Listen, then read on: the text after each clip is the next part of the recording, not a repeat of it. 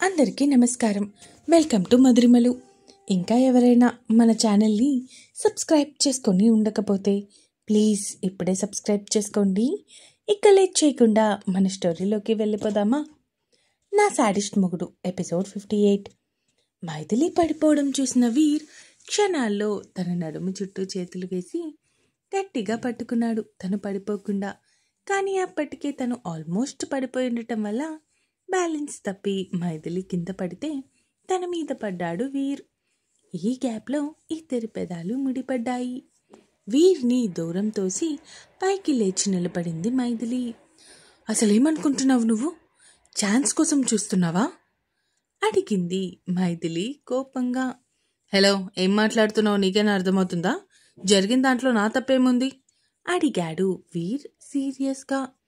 Acting చేయొద్దు. నువ్వు కావాలని నేను పడిపోతాను అని తెలిసి కూడా నన్ను పట్టుకున్నావు. నాతో పాటు నువ్వు కూడా పడిపోయినట్టు పడిపోయావు. ఇంకా లాస్ట్కి నీకు కావాల్సిన ముద్దు నువ్వు తీసుకున్నావు, అంతే కదా? అడిగింది మైథిలి సీరియస్గా. ఓహో, అలా అని నీకు అనిపిస్తుందా? But for your kind information, నాకు ఇప్పుడు నిన్ను ముద్దు పెట్టుకోవాలి అనే ఇంటెన్షన్ అయితే లేదు. లేని ఇంటెన్షన్ని నాలో క్రియేట్ చేయొద్దు. తర్వాత నువ్వే చాలా సఫర్ అవ్వాల్సి వస్తుంది అన్నాడు వీర్. కావాలనే ఇప్పుడు మాట మార్చుకు మిస్టర్ రణ్వీర్. ఇది వరకు మైథిలిని కాదు, నీ మాయ మాటలు, నీ ప్రవర్తనకి మోసపోయి నిన్ను గుడ్డిగా నమ్మడానికి. ఈసారి నువ్వు తలకిందులుగా తపస్సు చేసినా కూడా నిన్ను నమ్మే ప్రసక్తే లేదు అంటూ చెప్పేసి అక్కడి నుంచి వాష్రూమ్లోకి వెళ్ళిపోయింది. దేవుడా, ఇదేదో డైలాగులు కొడుతుంది కానీ వీటన్నిటికీ నీకు తర్వాత చెప్తానే అనుకుంటూ రెడీ అవుతూ ఉన్నాడు ఆఫీస్కి. సరిగ్గా అప్పుడే తన మొబైల్ మోగింది. స్క్రీన్ వైపు చూసిన వీర్కి చందన నుంచి కాల్ వస్తూ కనిపించడంతో, హలో చందన, చెప్పమ్మా అన్నాడు వీర్. అన్నయ్య, ఇప్పుడు ఎలా ఉన్నావు? పాప ఎలా ఉంది? మైదు ఎలా ఉంది? అడిగింది చందన. ఇద్దరూ బాగానే ఉన్నారు. నేను కూడా చాలా హ్యాపీగా ఉన్నాను. ఇంతకీ దివిత్ నీతో మాట్లాడుతున్నాడా? మాట్లాడుతున్నాడు. సారీ చెప్పాడు. నువ్వు బెదిరించావంట కదా? అడిగింది చందన. ఆ మాటకి చిన్నగా నవ్వుకుంటూ, ఆయన వాడి కోసం కోపం ఎక్కువసేపు ఉండదురా. అది వాడు ఎంతగానో ప్రాణానికి ప్రాణంగా ప్రేమించి పెళ్లి చేసుకున్న నీ మీద ఎక్కువసేపు కోపంగా ఉండలేడు. అది వాడికి చిన్నప్పటి నుంచి చేత కాదు. మరి ఎన్ని సంవత్సరాలు నీ మీద ఎందుకు కోపంగా ఉన్నాడు? అది కోపం కాదురా, వన్యాకి ఏమవుతుందో అన్న భయం. ఆ భయంతోనే నాతో కోపంగా ఉన్నట్టున్నాడు అనుకుంటూ, అన్నయ్య ఏమైంది? ఏం మాట్లాడటం లేదు? అడిగింది చందన. అదే, వాడికి నా మీద కోపం ఎక్కువసేపు లేదు. ఇన్ని రోజులు నాకు దూరంగా ఉన్నాడు కాబట్టి కోపంతో ఉన్నాడు. నాతో వచ్చి మాట్లాడేసరికి వాడి కోపం మొత్తం పోయింది అన్నాడు వీర్. ఆ మాటకి చందన కూడా నవ్వుతూ, అది నిజమేలే అన్నయ్య అంటూ నవ్వుతూ ఉండగానే, ఎవరే ఫోన్లో? అడిగాడు దివిత్ తల తుడుచుకుంటూ. వీర్ అన్నయ్య అంది చందన. ఒకసారి ఫోన్ ఇవ్వు అడిగాడు దివిత్. అన్నయ్య, దివిత్కి ఫోన్ ఇస్తున్నాను అంటూ ఫోన్ భర్త చేతిలో పెట్టేసి అక్కడి నుంచి కిందకి వెళ్ళిపోయింది. ఏంటి సార్, మీ చెల్లికి ఫోన్ చేసి కనుక్కుంటున్నావా నేను సారీ చెప్పానా లేదా అని? అడిగాడు దివిత్. చెప్పకపోతే నువ్వు హ్యాపీగా బ్రతుకుతావేంట్రా? నిన్ను షూట్ చేసి చంపాను అన్నాడు వీర్. ఆ మాటకి దివిత్ నవ్వుతూ, ఇంతకీ వన్య మైథిలి ఎలా ఉన్నారు? ఇద్దరు చాలా బాగున్నారు. మైథిలి మనసు మార్చుకొని తిరిగి మీరిద్దరూ కలిసి ఉండటం నీ చేతిలోనే ఉంది వీర్. మెయిన్గా ఫస్ట్ మైథిలి గురించి కాదు, ఆ అశోక్ గాడి గురించి ఆలోచించు. నేను చూసుకుంటానులేరా, నువ్వు అస్సలు కంగారు పడకు అంటూ కొంచెం సేపు ఫ్రెండ్తో మాట్లాడుతూ ఉన్నాడు. ఈలోపు ఫ్రెష్ అయ్యి బయటికి వచ్చింది మైథిలి. మైథిలి రావడం చూసి కాల్ కట్ చేసి భార్య వైపు చూస్తూ ఒక్కో అడుగు ముందుకి వేస్తూ ఉన్నాడు. మైథిలి వీరి నుంచి తప్పించుకోవాలి అని చూసింది, కానీ అప్పటికే ఆలస్యమైపోయింది. వీర్ పూర్తిగా మైథిలి దగ్గరికి చేరిపోయి మైథిలిని తనకి గోడకి మధ్య బంధించి ఉంచాడు. ఏం చేస్తున్నావు? అడు తప్పుకో, నేను వెళ్ళాలి అంది మైథిలి.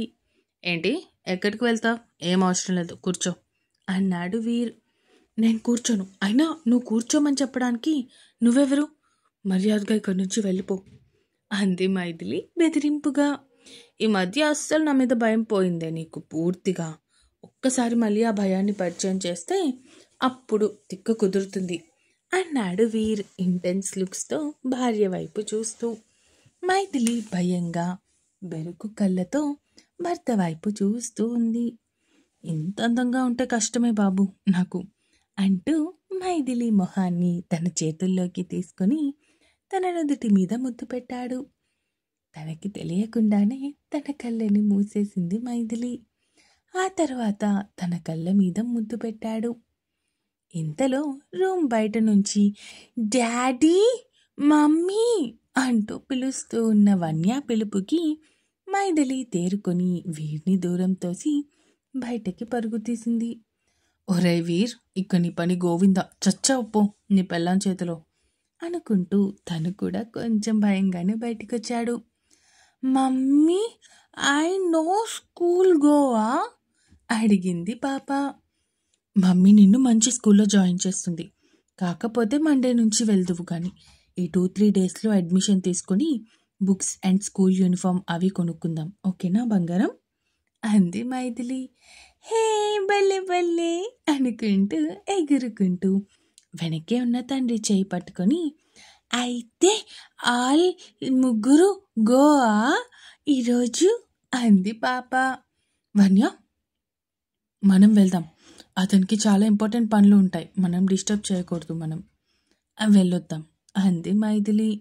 ఆ మాటకి పాప తండ్రి వైపు చూస్తూ, యూ డోంట్ కమ్ నాతో అడిగింది అమాయకంగా.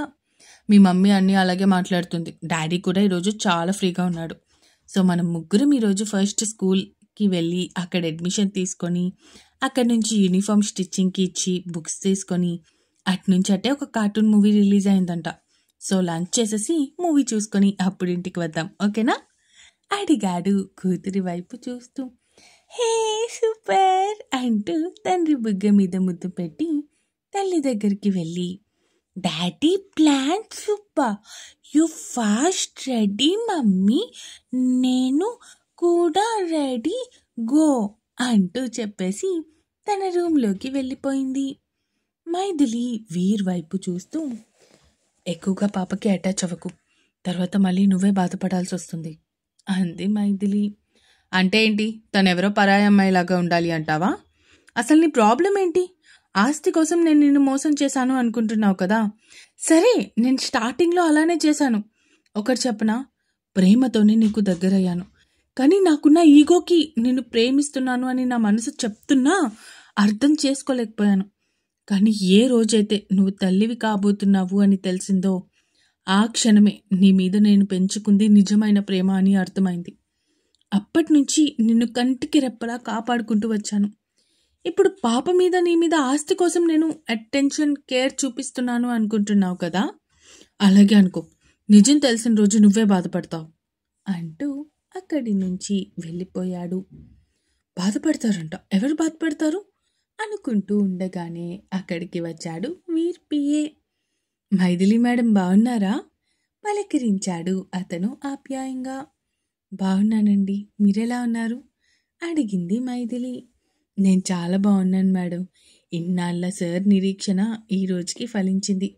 ఇన్నాళ్ళు మీరు మీ పాప ఆయనతో లేరు, కానీ ఇన్నాళ్ళు బ్రతికున్న శవంలాగా మిగిలిపోయారు ఆయన అన్నాడు అతను. చేసుకున్న వాళ్ళకి చేసుకున్నంత అంటారు కదా, అంటే ఇదే అంది మైథిలి. లేదు మేడం, మీరు తప్పుగా అర్థం చేసుకుంటున్నారు. మీరు అనుకున్నట్టు ఆయన డబ్బు మనిషి కాదు. అతను తప్పులు చేశారు గతంలో, కానీ మీరు ఆయన జీవితంలోకి వచ్చాక ఆయన పూర్తిగా మారిపోయారు. ఆ మార్పుని నేను చూశాను అన్నారు అతను. అప్పుడే అక్కడికి వచ్చిన వీర్ తన పిఏ వైపు చూసి, ఈరోజు నేను ఆఫీస్కి రావట్లేదు, మీరు వెళ్ళి మీ వర్క్ చేసుకోండి అంటూ అతన్ని పంపించేశాడు. ఇంతలో పాప రెడీ అయ్యి రావడంతో మైథిలి వీర్ టిఫిన్ తినేసి పాపని తీసుకొని హైదరాబాద్లోనే బెస్ట్ ఇంటర్నేషనల్ స్కూల్కి తీసుకుని వెళ్ళారు. వీర్ ఎవరో ముందు నుంచే తెలిసిన ప్రిన్సిపల్. వీర్ రాగానే వాళ్ళకి మర్యాదలు చేసి పాపని అడ్మిట్ చేసుకుంది. ఇక అడ్మిషన్ అయిపోయాక ఒక బుక్ షాప్లోకి వెళ్ళి కావాల్సిన text books and note books తీసుకొని అక్కడి నుంచి యూనిఫామ్స్ కోసం వెళ్ళారు. పాపకి కంఫర్ట్గా ఉండేలాగా మొత్తం ఫ్యాబ్రిక్తో స్కూల్ యూనిఫామ్ స్టిచ్ చేయమని చెప్పాడు వీర్. వాళ్ళు పాప మెజర్మెంట్స్ తీసుకొని 2 డేస్లో రమ్మని చెప్పడంతో అక్కడి నుంచి కొంచెం సేపు షాపింగ్ చేసుకొని పాపకి కావాల్సిన బొమ్మలు వస్తువులు తీసుకొని అట్నుంచి అటే రెస్టారెంట్కి స్టార్ట్ అయ్యారు. పాప తల్లి తండ్రితో కలిసి బయటికి వెళ్ళడం వల్ల చాలా ఆనందంగా ఫీల్ అవుతుంది. పాప సంతోషం ఆనందం చూసిన మైథిలి ఆలోచనలో పడిపోయింది. ఇంకా ఉంది. ఈ ఎపిసోడ్ ఎలా అనిపించిందో కామెంట్స్ రూపంలో తెలియజేస్తారు అని కోరుకుంటున్నాను. అలాగే సబ్స్క్రైబ్ చేసుకోవడం మాత్రం మర్చిపోకండి. ఉంటాను. Bye bye.